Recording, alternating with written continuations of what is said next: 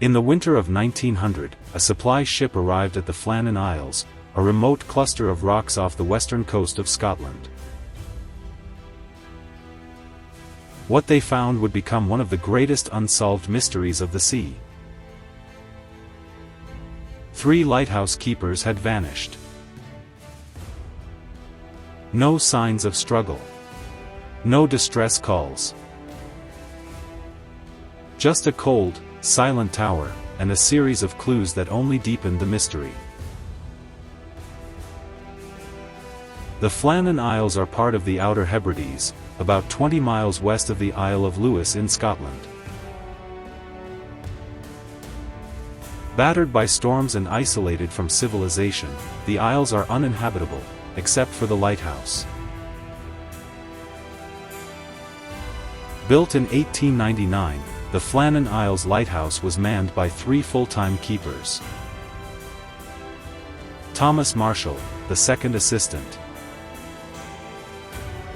James Duckett, the principal keeper. And Donald MacArthur, an occasional stand-in for the regular third assistant. They lived on the island in rotating shifts, isolated for weeks at a time. But nothing about December 1900 would be routine. On December 26, 1900, the lighthouse supply ship Hesperus arrived, already delayed due to violent storms. The crew expected to see the lighthouse flag, a sign that all was well. But there was no flag. No one came to greet them. Not even a sign of movement. Relief keeper Joseph Moore made his way up the cliff path. What he found would stay with him forever. The door was unlocked.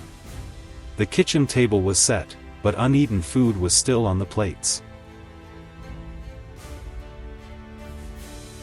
2 oilskin coats were missing, but one remained, suggesting someone had gone outside in a storm without protection.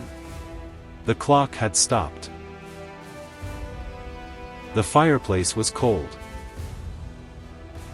The lighthouse was silent. The 3 men had simply vanished. The Northern Lighthouse Board launched an official investigation. They found strange details.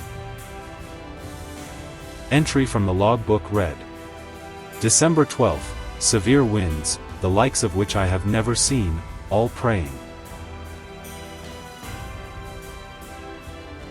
December 13th, storm still raging, sea is wild. December 14th, storm ended. Sea calm. God is over all. But here's the twist, no storms were reported in the area on those dates.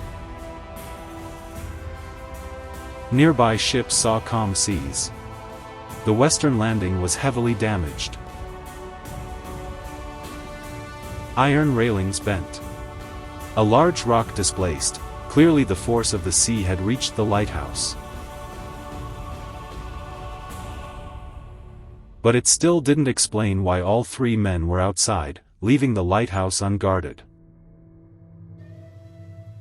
Lighthouse protocol strictly required 1 man to stay behind at all times.